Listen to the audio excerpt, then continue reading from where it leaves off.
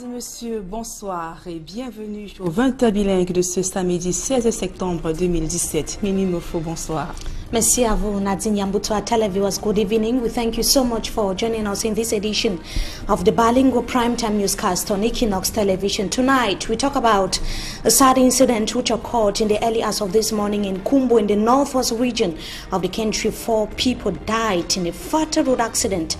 We'll tell you how and why it happened in this edition of the news. Also, in this newscast, the state of roads deteriorating on daily basis across the national territory. Today, it was the turn of the west region of Cameroon. The road linking Bamujou and Bafoussam collapsed. That was in the early hours of this morning. Also in this newscast, we talk about members of the National Executive Committee of the principal opposition political party in Cameroon, the Social Democratic Front, that have continued to re-echo the call for the release of all Anglophones that are currently behind bars. À la une de ce journal, la circulation une fois de plus perturbée ce week-end sur nos grands axes routiers. La route Bafoussam-Bamendjo s'est affaissée ce matin, coupant la circulation en deux.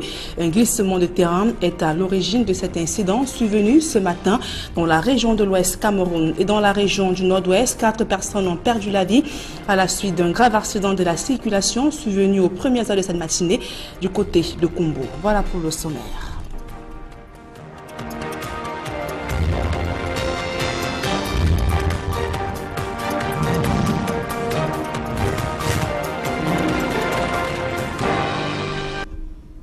Mesdames et messieurs, une fois de plus, bonsoir et bienvenue à tous. C'est un coup dur pour les usagers de la route Bafoussam-Bamendjo. Un glissement de terrain a donc englouti une portion de la chaussée au lieu d'Indunan dans le 3e arrondissement, rendant impraticable la circulation. Dalastiana et Jean-Paul Chuniat ont vécu le calvaire de ces usagers. Reportage.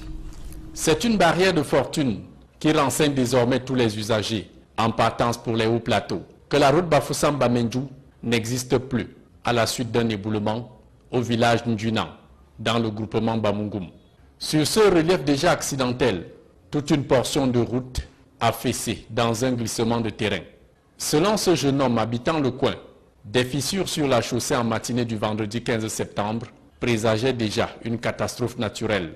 Ça a commencé par comme une dodane. Oui, à partir de 18h ce vendredi-là, ça a fondu la route, donc coupé la route en deux. La situation se serait aggravée au petit matin de samedi avec la rupture de cette canalisation d'eau de la Cam Water. À 3h, il y a un tuyau d'eau qui a lâché. C'est ça qui a encore affondé la route comme ça là. Oui. Donc c'est comme un tremblement de terre. Toujours sur le site, un moto-taximan vivant dans le coin nous raconte à visage couvert les révélations prémonitoires d'un notable Bamungum sur l'imminence de ce phénomène surnaturel. Le récit est bien hallucinant pour la réflexion cartésienne et tout esprit incrédule à la croyance mystico-métaphysique. Comme je suis Benskiner, j'ai porté un papa.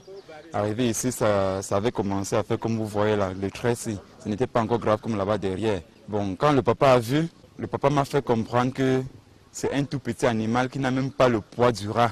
Au fait, c'est un totem. Seuls les notables peuvent plus en savoir, c'est un totem. Et quand il se métamorphose, ça place une route dans le sol et ça affaisse tout l'espace. Et quand vous êtes venu le matin? Donc quand je suis arrivé le matin, j'ai vu que c'était la réalité et que ça s'est tout affaissé comme on voit là. En dehors de la chaussée, la conduite d'eau endommagée. Aucune perte en vie humaine enregistrée. Cependant, le site présente de hauts risques pour les habitants au sommet de la falaise. Une patate bien chaude pour la protection civile et une équation à 1000 inconnus pour des élèves et enseignants du lycée de Ndjunan qui dès lundi devront rejoindre leur établissement de l'autre côté du village. Entre mysticisme et catastrophe naturelle, les commentaires vont bon train. La situation pourrait encore s'empirer avec les fortes pluies qui s'abattent sur le village Bamungum. Depuis le quartier Ndjunan, Dallas Channel, le regard de l'Ouest, et Jean-Paul Chuniat, la voix de l'Ouest, sur Equinox Télévision.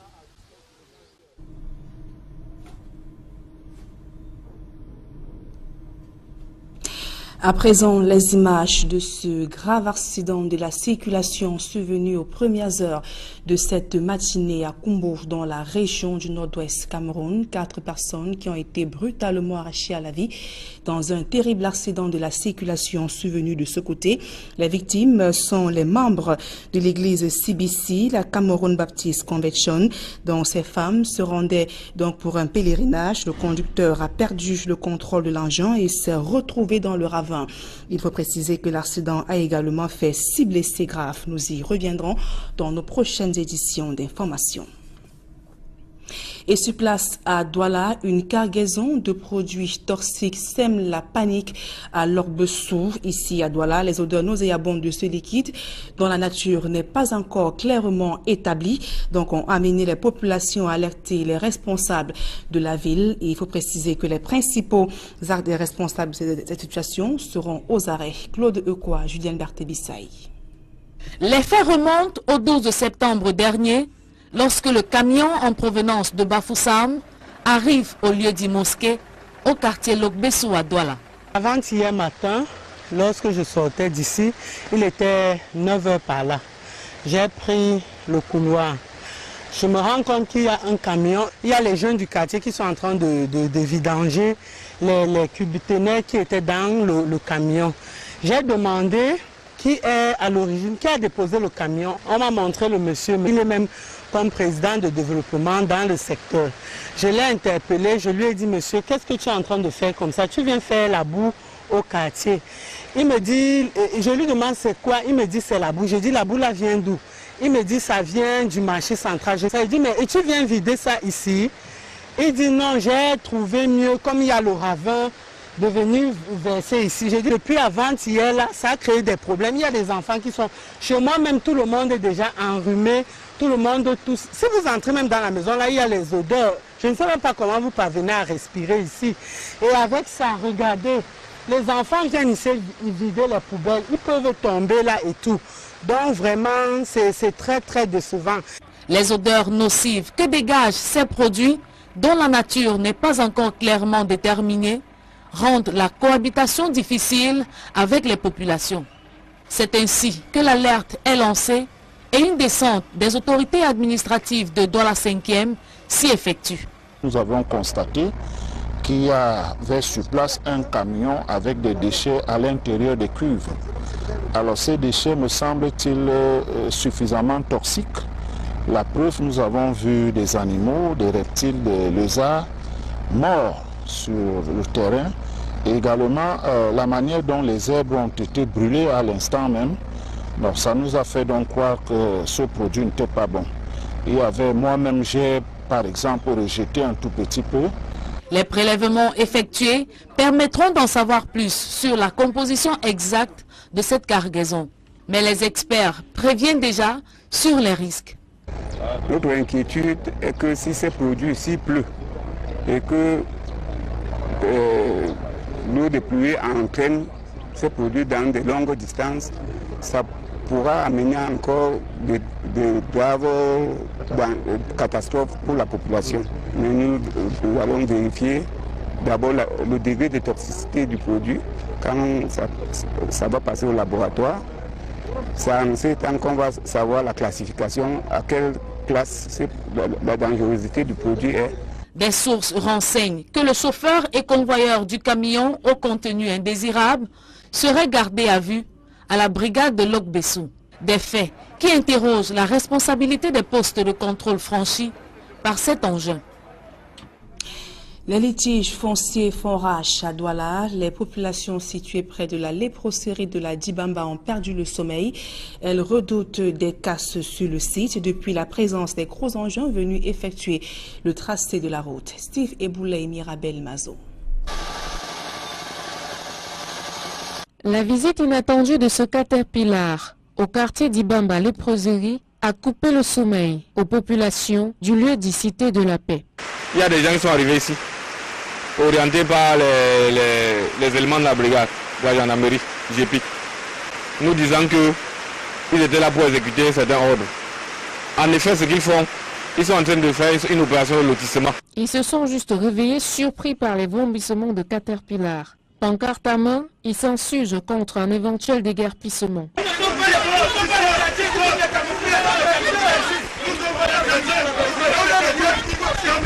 Il s'agit d'un terrain qui avait longtemps été abandonné dans la broussaille. Ces populations qui l'occupent désormais disent avoir été autorisées à construire sur ce terrain par le défenseur chef du village de la localité. Nous on vivait ici sans problème, c'est nous qui avons abattu les arbres ici en bas, sans problème.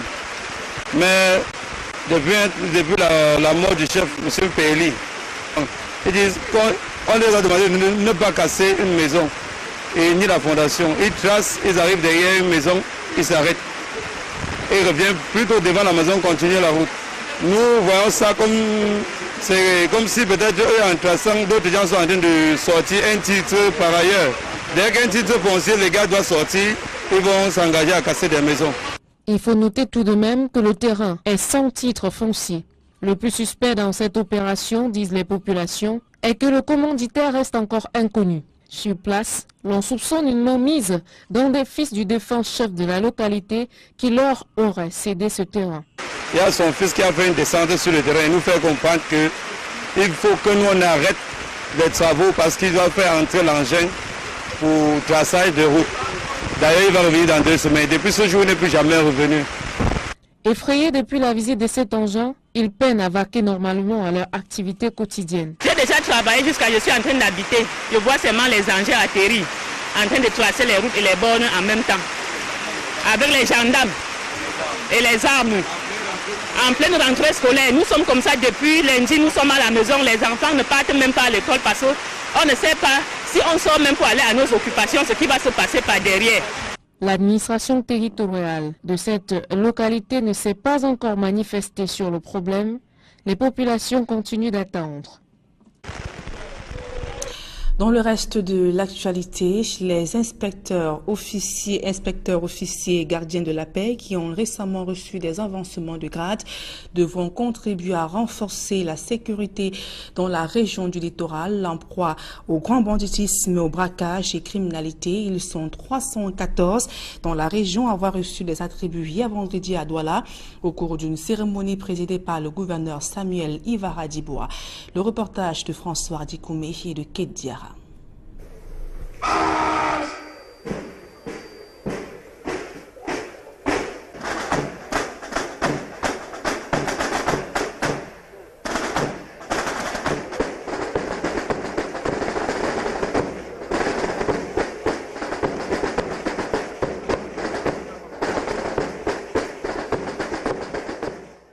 La capitale économique est en proie à une insécurité grandissante.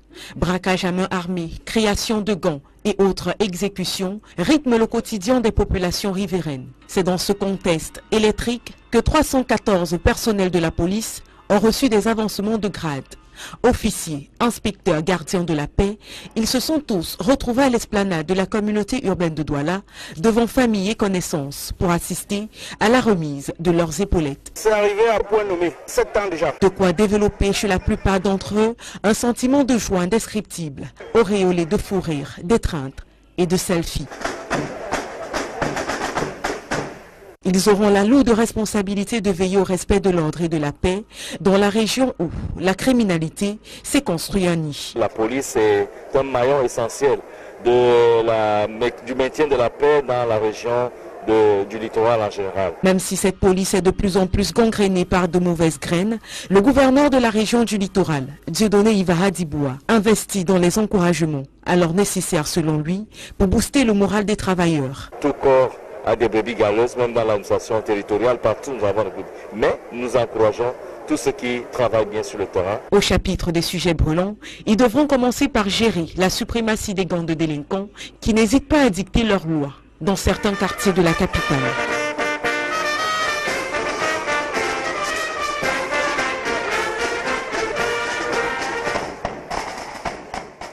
Et dans le département de la Sanaga-Maritime, le nouveau commandant de la compagnie d'Eléa devra également tordre le cou au grand banditisme. Mais le chef d'escadron Léoad, qui a officiellement pris les commandes, dit être conscient de la tâche, des missions qui l'attendent. Le reportage de Rodrigue Ngassi et d'Étienne Pascal Azégué. Patrice a été nommé au poste de commandant de compagnie de gendarmerie d'Eléa. Le grand banditisme et toutes sortes d'escroqueries, d'arnaques et autres faits qui avaient cours dans le département de la Sanaga-Maritime vont désormais trouver en cet homme du répondant. Le chef d'escadron, Patrice Lewat, qui a pris les commandes de la compagnie de gendarmerie DDA, a reçu pour mission de lutter âprement et sans arrêt contre tous ces fléaux évoqués un peu plus haut. Le commandant de la Légion de gendarmerie du littoral, le colonel Abina Aranda, l'a d'ailleurs martelé lors de son discours d'installation. Votre affectation à EDEA, a-t-on d'ailleurs appris, a été fortement célébrée par les bandits au sein de la prison de Nubel. Enchantés sûrement qu'ils étaient à la lecture du texte par la mutation hors de la ville de leur bureau. Cet engagement dans ces domaines, comme dans les autres de vos attributions, doit pouvoir continuer ici avec la même détermination. Il s'agit également aujourd'hui, en liaison avec les unités routières, quand il le faut, d'engager une lutte sans merci contre la violence routière, à inscrire aujourd'hui en caractère grave dans votre agenda. Les populations de la ville Lumière saluent à leur tour l'arrivée du bourreau des brigands et bandits de grand chemin. Nous avons ici des voleurs de moto. Moi-même qui vous parle, je suis victime. Quand il se permet de prendre une moto garée et s'enfuir avec son arrivée, on est sûr au moins que le taux de grand banditisme va diminuer. Un club d'un commandant de compagnie. J'espère comme il est nouveau dans Sanaga Maritime, tel que je le connais, il va faire les merveilles. Des témoignages et attentes qui mettent désormais la pression sur le nouveau commandant de compagnie DDA. L'une des missions principales de la gendarmerie, c'est la protection des hommes et de leurs biens. Et le grand banditisme fait partie d'une des composantes de cette mission, la lutte contre le grand banditisme. Donc, comme j'ai dit tantôt, je ne ménagerai d'aucun effort. Les personnels passés sous mon commandement ont été déjà alertés. La lutte contre le grand banditisme est mon cheval de bataille. Le département de la Sanaga-Maritime en général et la ville d'Edea en particulier sont des zones cosmopolites où vivent presque toutes les ethnies du Cameroun et même des ressortissants des pays voisins au Cameroun. D'où l'étendue de la tâche qui attend désormais le chef d'escadron, Patrice Lewat, à la tête de la compagnie de gendarmerie d'Edea.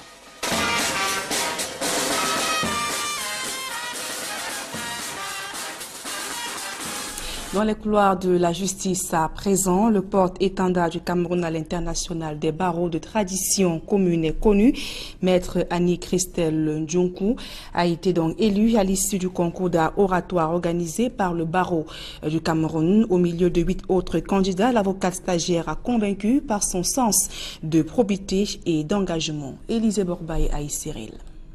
Un vrai voyage dans le temps nous appelle et nous voici au règne des monarchies. Comme dans un prétoire, des avocats font leur plaidoirie. En 1984, à Dallas, dans l'État du Texas aux États-Unis. Mais ici, ce sont des avocats stagiaires, candidats au concours d'art oratoire organisé par le barreau du Cameroun.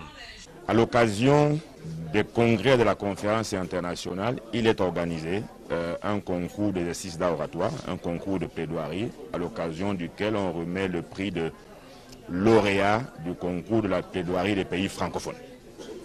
Le Cameroun devait donc envoyer et doit envoyer son candidat en Haïti en décembre 2017. Nous avons décidé d'organiser un concours de plaidoirie et aujourd'hui vous aviez dans la finale de ce concours. 9 candidats sont face à un jury présidé par Maître Charles Tchungan, ancien bâtonnier, aux côtés de Yap Abdou, ancien président du TCS. 3 sujets au choix sont proposés et les candidats sont notés sur les critères de dignité, de probité, d'engagement et de considération. On a entendu les plaidoiries pendant 2 heures. On a délibéré pendant 1 heure. Sous chaque critère, il y avait une note. Et après, on a additionné les notes.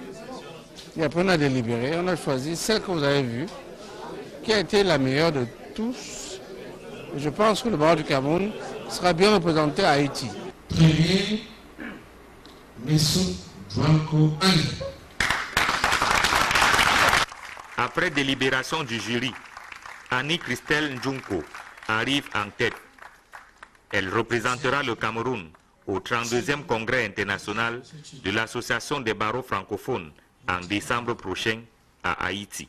Les membres du jury ont perçu en moi des qualités qui sont utiles et qu'ils pourront nous faire ramener la CIB au Cameroun. J'ai travaillé dur pour ça, je suis très contente. Après, je ne vais pas décevoir le barreau du Cameroun. Je vais tout faire pour, vraiment tout faire pour ramener la CIB au Cameroun. Le congrès international des barreaux francophones se tient tous les ans. S'il est clair que le Cameroun cédera le siège de la présidence occupé par le bâtonnier Jackson Nye Kamga, il est tout aussi clair que le pays veut conserver la couronne du concours d'art oratoire détenu par Maître Epanga, vainqueur de la dernière édition. L'actualité sportive à présent, ils se battent corps et âme pour que les coups de canon retentissent toujours en Ligue 1 de football. Pourtant, le sort du club mythique de Yaoundé est déjà scellé pour la relégation et Laurent Ateba-Yene brandit à cet effet son joker. Le président du conseil d'administration de la faction Canon Sao conteste donc l'existence légale de l'équipe qui a préparé au championnat cette saison et il annonce déjà des actions en justice afin que sa faction soit réhabilitée et maintenue en Ligue 1. Élisée Borba a inséré une fois de plus. À quelques jours de la fin du championnat national de football Elite One, le sort du canon sportif de Yaoundé est déjà scellé. L'équipe d'un Kolndongo est reléguée en Elite 2. Une réalité que refuse d'admettre le PCA de la faction Canon Sportif SAOS. Le Canon n'est pas descendu. Le Canon n'a pas joué. Et vous ne pouvez pas faire descendre un club qui n'a pas joué. Le Canon n'a pas joué. Nous avons toutes les preuves. Le Canon qui descend aujourd'hui n'est pas le Canon Sportif de Yaoundé. C'est l'équipe de M. Mvé Emmanuel. Le Canon Sportif de Yaoundé s'est vu refuser l'entrée au stade Omnisport le jour du match Canon SAOS championnat professionnel contre UMS de Loum. À coup de documents, dont des décisions de justice et des actes de l'OAPI, Laurent Ateba-Yene rappelle que seule la faction du Canon, dont il est PCA, a une existence légale. Il accuse alors la Ligue de football professionnel du Cameroun d'avoir fait jouer un canon illégal. Monsieur le général, président de la Ligue professionnelle de football, a écrit à Monsieur Mvesa, c'est très important de le savoir, le 1er février, en disant à Monsieur Mvé qu'il pouvait se rapprocher du secrétariat général pour affilier le club. Quel club? Un club sans registre du commerce, un club sans attestation d'affiliation. Ce canon a été morné juridiquement. Il a créé aussitôt, le tribunal des Kounou a radié ce club. Il y a une décision de justice. Le PCA de Canon SAOS, comme il se présente, fait savoir qu'il ne se contentera pas de dénoncer. Il annonce des actions en justice afin que son canon à lui soit maintenu en Elite One la saison prochaine. Nous allons aller jusqu'au bout, nous allons mener une action, toutes les voies juridiques pour que le canon puisse jouer le championnat prochain. Notre registre du commerce est le seul, j'ai dit le seul, personne d'autre ne peut jouer à part la SAOS. Donc vraiment, nous, on va continuer en justice et dans les prochains jours, vous allez voir. Si sur le terrain, Canon de Yaoundé est relégué en Elite 2, l'équipe la plus titrée du Cameroun compte se maintenir à travers des manœuvres dans les tribunaux. Nos tentatives d'avoir à la fois Emmanuel V, PCA de la faction du Canon qui a pris part au championnat, et la Ligue de football professionnel du Cameroun, accusée d'avoir fait jouer un canon illégal, sont restées vaines. Et après son élimination pour la Coupe du Monde de Russie 2018, le Cameroun s'est enfoncé dans le classement FIFA du mois de septembre 2017. Classé dans 35e mondial au mois d'août, les Lions ont chuté de 10 points de 10 places et sont donc classés 45e sur le plan mondial et 6e sur le plan africain. Des contre-performances qui démontrent la perte de vitesse de l'équipe depuis son sacre à la CAN Gabon. Sylvestre Zangao pour plus de précisions. C'est une chute fracassante pour les champions d'Afrique en titre dans le classement FIFA du mois de septembre 2017.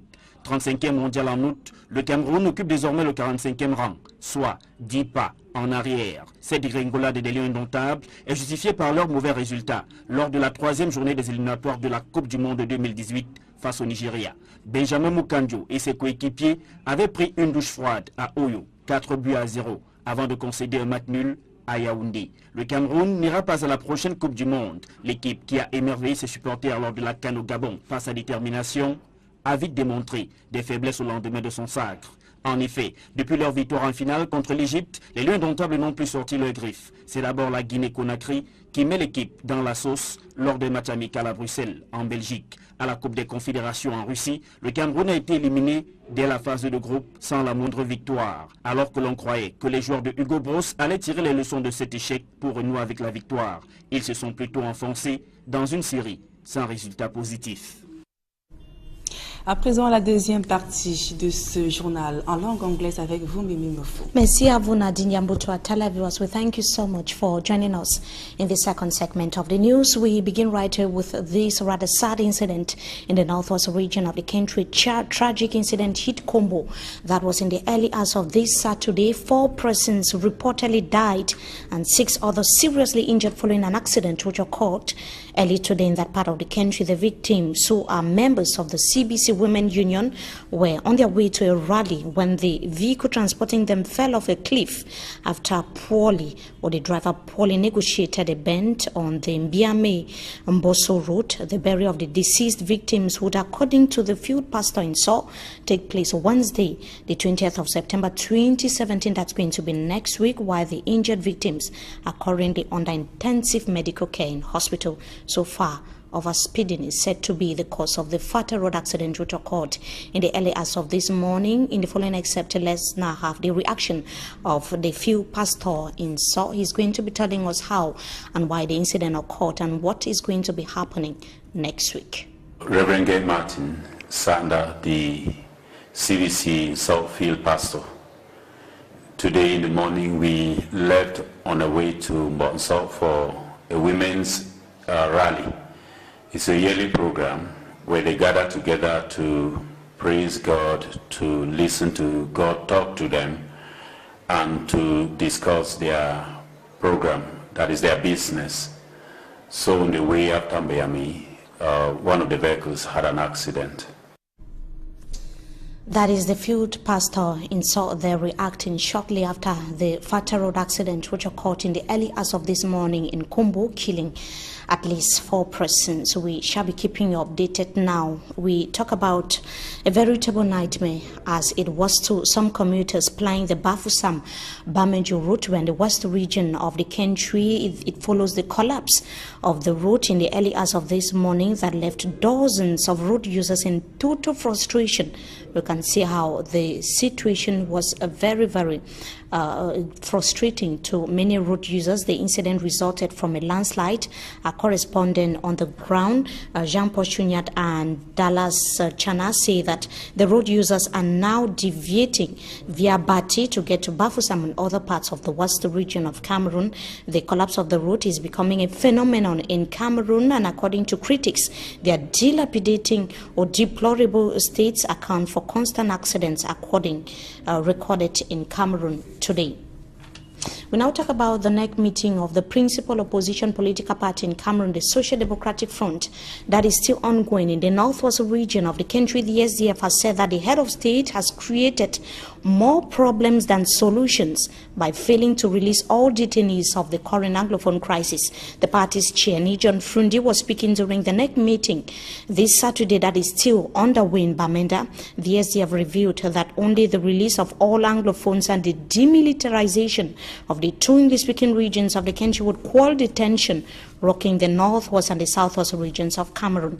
The SDF party has announced that the candidate would challenge the chairman, Nijon Frundi, during the party's convention that's going to be taking place in the month of October. So far, the name of the challenger of the Social Democratic Front chairman, Nijon Frundi, is not known. We probably would be bringing to the name of the said challenger in our subsequent newscast. It was equally revealed that 23 million francs CFA out of the 80 million francs have been raised so far for the elective convention of the Social Democratic Front that's been scheduled between the month of October, between the 27th to the 29th. We shall be bringing you details in our subsequent newscast. Now, the new commander of the Edea Gendarmerie Legion in the Sanaga Maritime Division of the Littoral region of Cameroon has as prime challenge the eradication of high crime wave and insecurity. The Littoral Gendarmerie commander was speaking while commissioning Patrice Lewat into his functions. Catherine Kone has the details in the following report. Territoriaux, deuxième région de gendarmerie, Légion de gendarmerie du littoral, compagnie de gendarmerie d'Edea, commandant, chef d'escadron Lewat Patrice. The newly commander of Sanaga Maritime has social, security and other challenges to tackle as he takes over command. While he was commissioned into his function by Littoral Commander of Gendarmerie Legion, Abina Ahanda instructed him to fight against high crime wave and insecurity in Edea and the entire Sanaga Maritime. During the ceremony, the new commander of the Gendarmerie Legion of Edea, Patrice Lewat, was told to work in collaboration with other military departments so as to attain the set goal. Sous-officier gendarme, de par le président de la République, vous reconnaîtrez désormais pour chef, commandant la compagnie de gendarmerie d'Edea, le chef d'escadron Lewat Patrice, ici présent. Et vous lui obéirez à tout ce qu'il vous commandera, pour le bien du service, l'exécution des règlements militaires et l'observation des lois de la République du Cameroun. Patrice Lewat expresses satisfaction of the choice by President Paul Biya to appoint him to such a strategic office. He promised not to disappoint his hierarchy and the population of Edea. Meanwhile, before his appointment, he was a commander of the 21st Battalion in Bopi, Douala, where he was later transferred to Ndogbo as the commander of the Legion office. It is from there he was sent to Edea. The 37-year-old commander is married with children.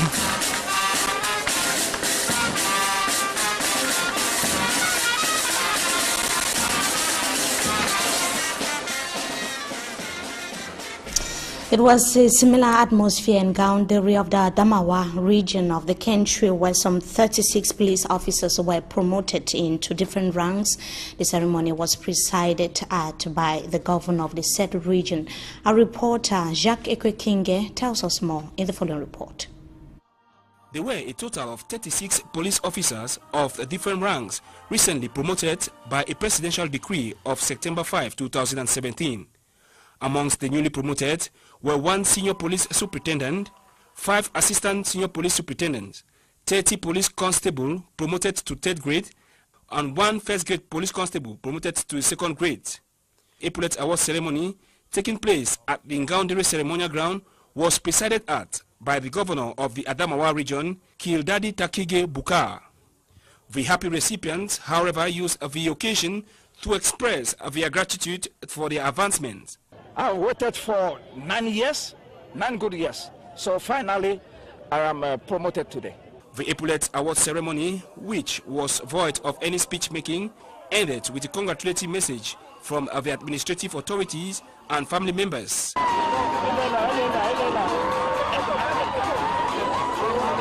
Then followed a march past by the police officers.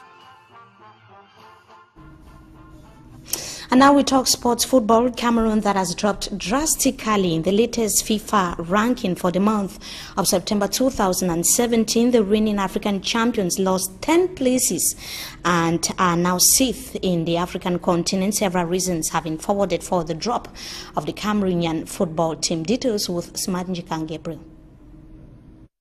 8 months ago, they were crowned African champions after defeating Egypt in an epic African Nations Cup finals in Gabon. Since then, the reigning African champions have become a shadow of themselves, badly beaten 0-4 by Nigeria in Oyo and managing with a frustrating 1-1 draw at the Ahmadu Ahidjo Stadium in a 2018 FIFA World Cup qualifiers encounter saw Cameroon losing 10 places in the latest FIFA ranking for the month of September.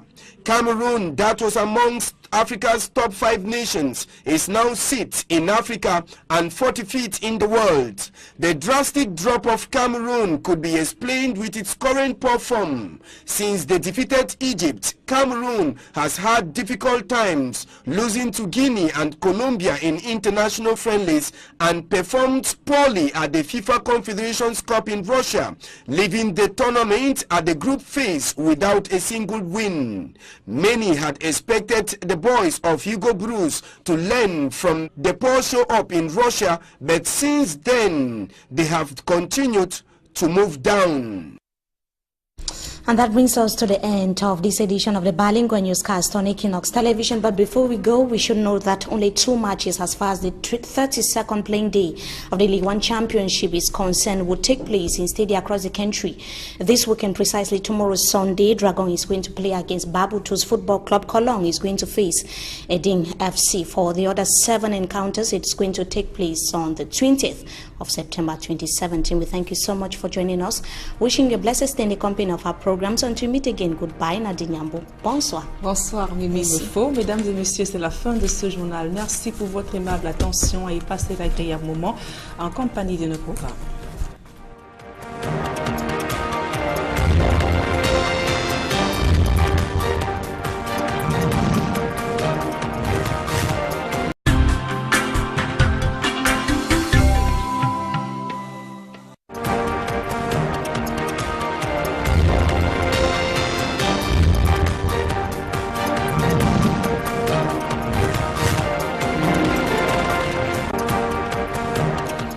Monsieur, bonsoir et bienvenue au 20h bilingue de ce samedi 16 septembre 2017. Mimi Mofo, bonsoir.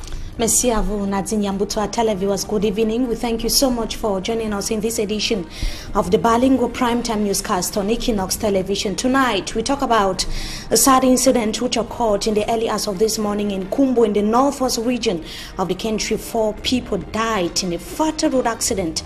We'll tell you how and why it happened in this edition of the news. Also, in this newscast, the state of roads deteriorating on a daily basis across the national territory. Today, it was the turn of the west region of Cameroon. The road linking Bamujou and Bafoussam collapsed. That was in the early hours of this morning. Also in this newscast, we talk about members of the National Executive Committee of the principal opposition political party in Cameroon, the Social Democratic Front, that have continued to re-echo the call for the release of all anglophones that are currently behind bars. À la une de ce journal, la circulation une fois de plus perturbée ce week-end sur nos grands axes routiers. La route Bafoussam-Bamendjo s'est affaissée ce matin, coupant la circulation en deux. Un glissement de terrain est à l'origine de cet incident survenu ce matin dans la région de l'Ouest Cameroun et dans la région du Nord-Ouest. 4 personnes ont perdu la vie à la suite d'un grave accident de la circulation survenu aux premières heures de cette matinée du côté de Kumbo. Voilà pour le sommaire.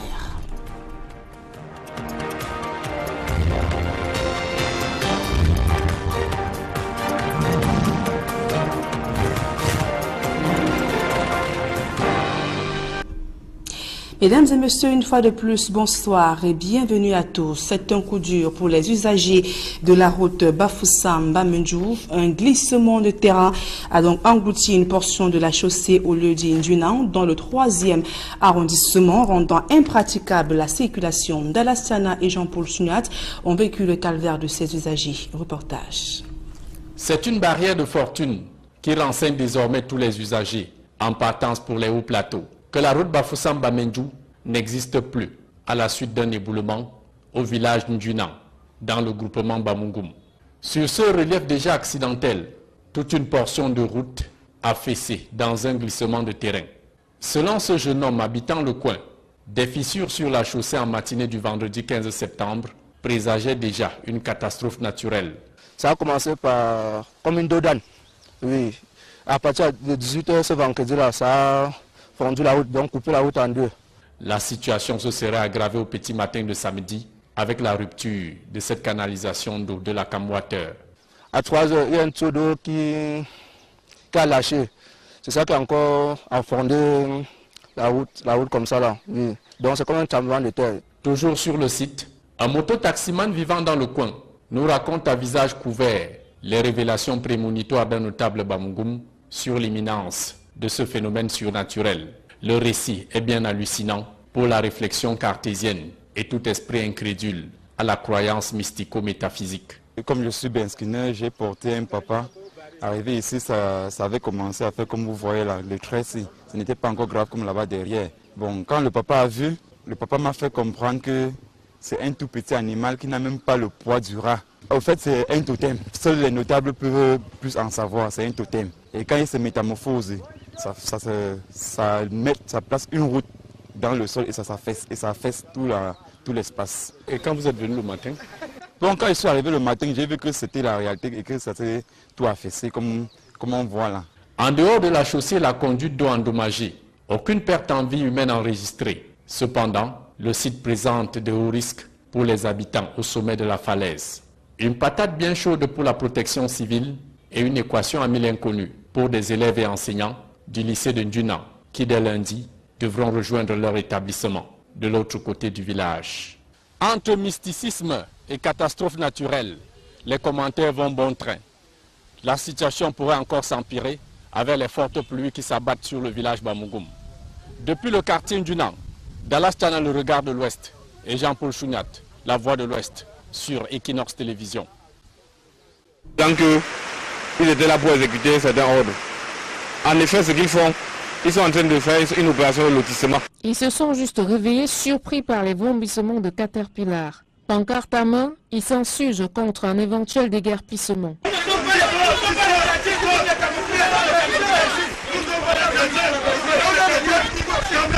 Il s'agit d'un terrain qui avait longtemps été abandonné dans la broussaille. Ces populations qui l'occupent désormais disent avoir été autorisées à construire sur ce terrain par le défenseur du village de la localité. Nous on vivait ici sans problème, c'est nous qui avons abattu les arbres ici en bas, sans problème. Mais depuis la mort du chef, M. Péli, ils disent qu'on les a demandé de ne pas casser une maison et ni la fondation. Ils tracent, ils arrivent derrière une maison, ils s'arrêtent. Et ils reviennent plutôt devant la maison, continuer la route. Nous voyons ça comme si peut-être eux en traçant, d'autres gens sont en train de sortir un titre par ailleurs. Dès qu'un titre foncier, les gars doivent sortir, ils vont s'engager à casser des maisons. Il faut noter tout de même que le terrain est sans titre foncier. Le plus suspect dans cette opération, disent les populations, est que le commanditaire reste encore inconnu. Sur place, l'on soupçonne une mainmise d'un des fils du défunt chef de la localité qui leur aurait cédé ce terrain. Il y a son fils qui a fait une descente sur le terrain et nous fait comprendre qu'il faut que nous on arrête les travaux parce qu'il doit faire entrer l'engin pour traçage de route. D'ailleurs, il va revenir dans 2 semaines. Depuis ce jour, il n'est plus jamais revenu. Effrayés depuis la visite de cet engin, ils peinent à vaquer normalement à leur activité quotidienne. J'ai déjà travaillé jusqu'à je suis en train d'habiter. Je vois seulement les engins atterrir, en train de tracer les routes et les bornes en même temps. Avec les gendarmes et les armes. En pleine rentrée scolaire, nous sommes comme ça depuis lundi, nous sommes à la maison. Les enfants ne partent même pas à l'école parce qu'on ne sait pas si on sort même pour aller à nos occupations, ce qui va se passer par derrière. L'administration territoriale de cette localité ne s'est pas encore manifestée sur le problème. Les populations continuent d'attendre. Dans le reste de l'actualité, les inspecteurs officiers et gardiens de la paix qui ont récemment reçu des avancements de grade devront contribuer à renforcer la sécurité dans la région du littoral, en proie au grand banditisme, au braquage et criminalité. Ils sont 314 dans la région à avoir reçu des attributs hier vendredi à Douala au cours d'une cérémonie présidée par le gouverneur Samuel Ivara Dibois. Le reportage de François Dikoumé et de Kate Diara.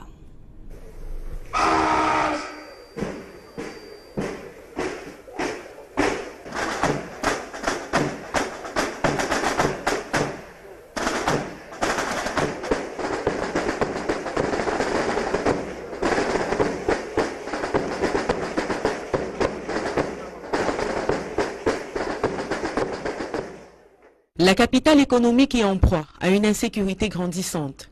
Braquage à main armée, création de gangs et autres exécutions rythment le quotidien des populations riveraines. C'est dans ce contexte électrique que 314 personnels de la police ont reçu des avancements de grade.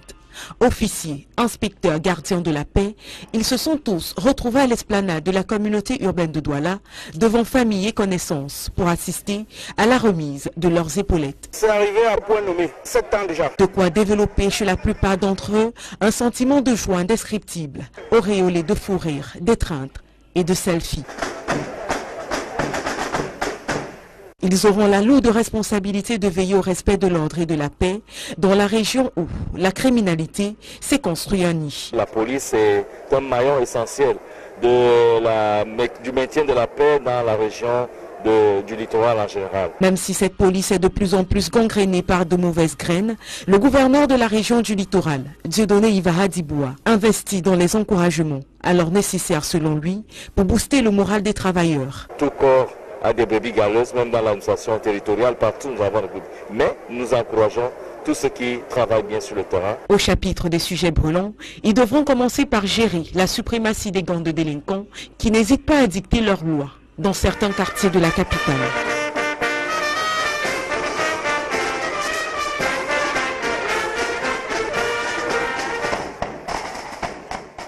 Et dans le département de la Sanaga-Maritime, le nouveau commandant de la compagnie d'Eléa devra également tordre le cou au grand banditisme. Celle que vous avez vue, qui a été la meilleure de tous, je pense que le barreau du Cameroun sera bien représenté à Haïti.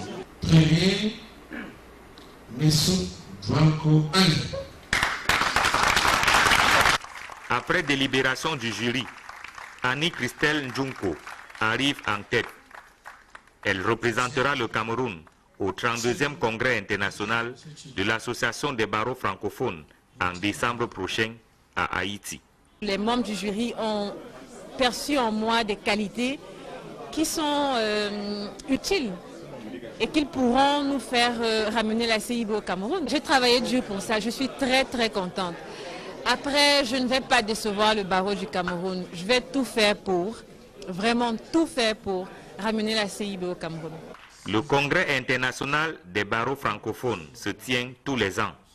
S'il est clair que le Cameroun cédera le siège de la présidence occupé par le bâtonnier Jackson Nye Kamga, il est tout aussi clair que le pays veut conserver la couronne du concours d'art oratoire détenu par Maître Epanga, vainqueur de la dernière édition.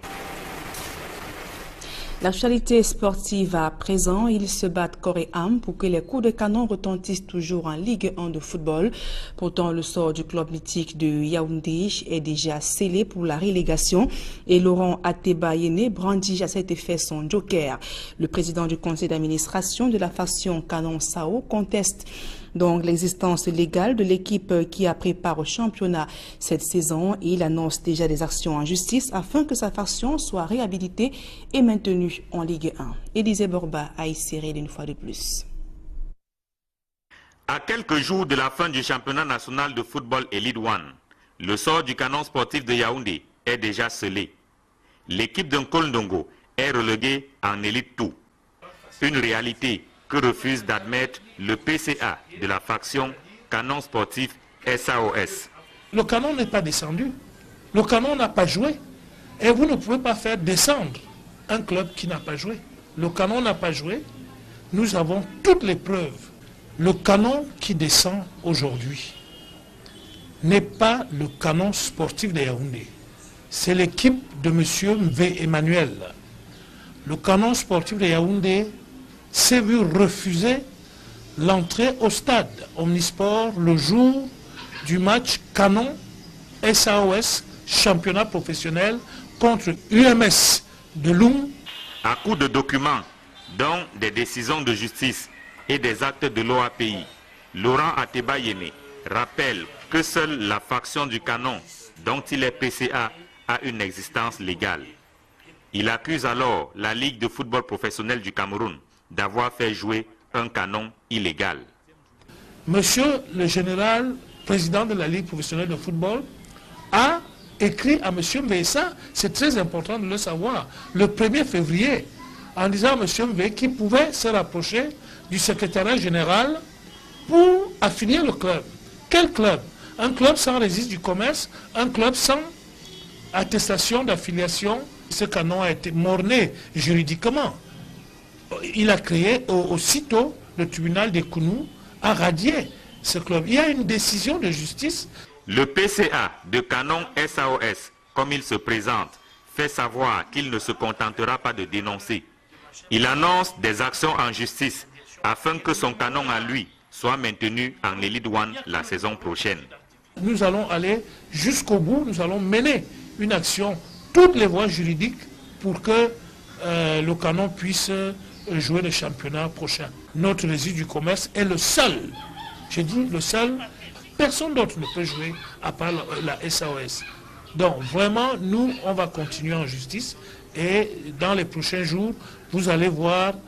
Si sur le terrain, Canon de Yaoundé est relégué en Elite 2, l'équipe la plus titrée du Cameroun compte se maintenir à travers des manœuvres dans les tribunaux.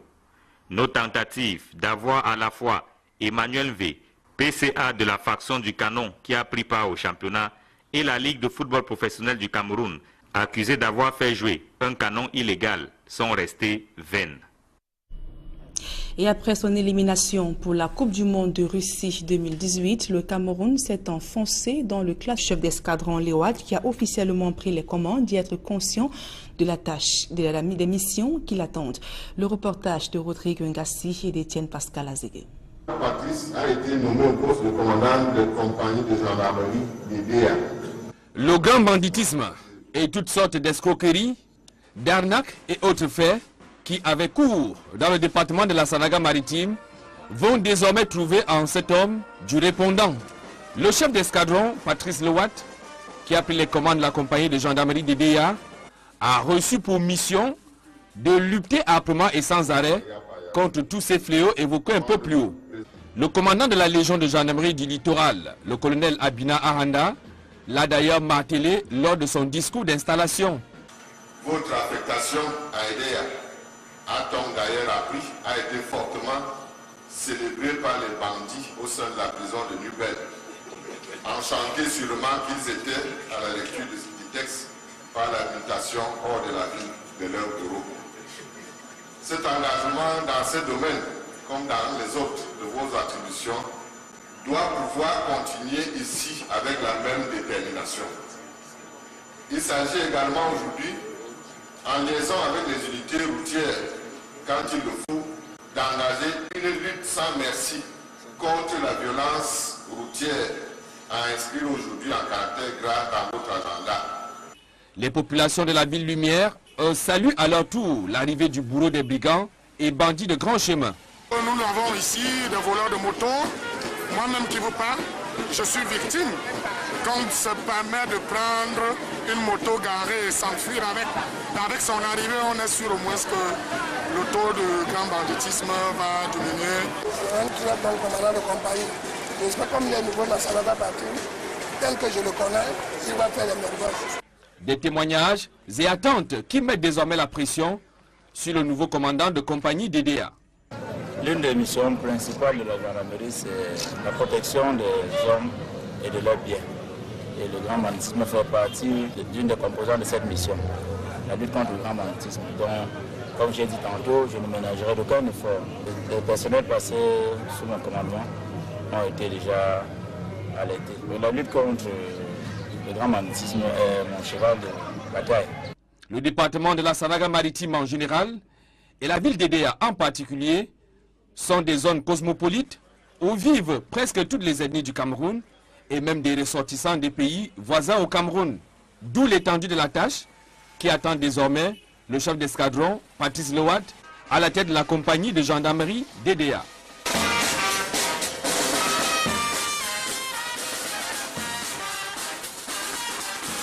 Dans les couloirs de la justice à présent, le porte-étendard du Cameroun à l'international des barreaux de tradition commune et connue, Maître Annie-Christelle Ndjonkou, a été donc élu à l'issue du concours d'oratoire organisé par le barreau du Cameroun. Au milieu de 8 autres candidats, l'avocate stagiaire a convaincu par son sens de probité et d'engagement. Élisée Borbaye Aïe Cyril.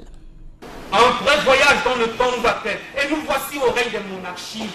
Comme dans un prétoire, des avocats font leur plaidoirie. En 1984, à Dallas, dans l'État du Texas aux États-Unis. Mais ici, ce sont des avocats stagiaires, candidats au concours d'art oratoire organisé par le barreau du Cameroun. À l'occasion des congrès de la conférence internationale, il est organisé un concours d'exercice d'art oratoire, un concours de plaidoirie, à l'occasion duquel on remet le prix de lauréat du concours de la plaidoirie des pays francophones. Le Cameroun devait donc envoyer et doit envoyer son candidat en Haïti en décembre 2017. Nous avons décidé d'organiser un concours de plaidoirie et aujourd'hui vous arrivez dans la finale de ce concours. 9 candidats sont face à un jury présidé par Maître Charles Chungan, ancien bâtonnier, aux côtés de Yap Abdou, ancien président du TCS. 3 sujets au choix sont proposés et les candidats sont notés sur les critères de dignité, de probité, d'engagement et de considération. On a entendu les plaidoiries pendant 2 heures. On a délibéré pendant 1 heure. Sous chaque critère, il y avait une note. Et après, on a additionné les notes. Et après, on a délibéré. On a choisi.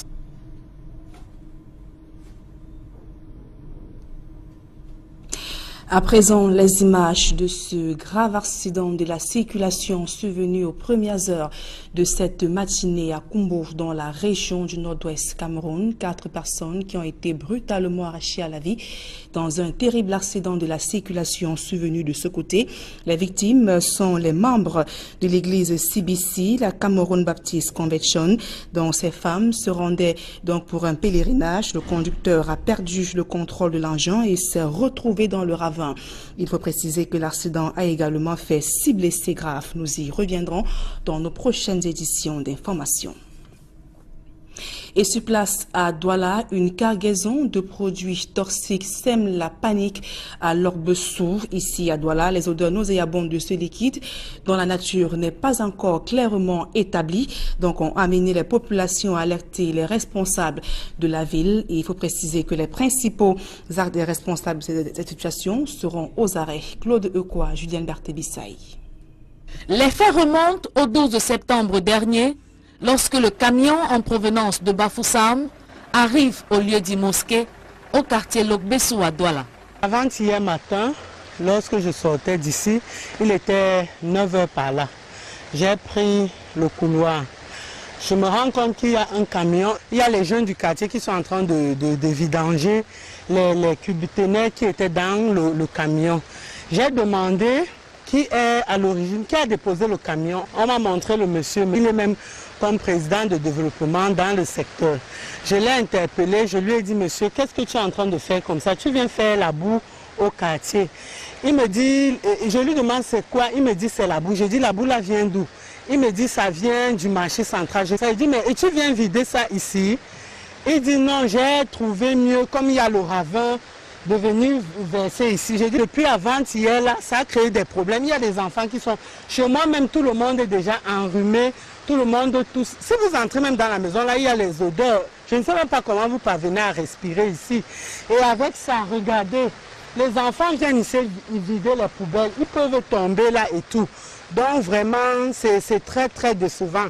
Les odeurs nocives que dégagent ces produits, dont la nature n'est pas encore clairement déterminée, rendent la cohabitation difficile avec les populations. C'est ainsi que l'alerte est lancée et une descente des autorités administratives de Douala 5e s'y effectue. Nous avons constaté qu'il y avait sur place un camion avec des déchets à l'intérieur des cuves. Alors ces déchets me semblent-ils suffisamment toxiques.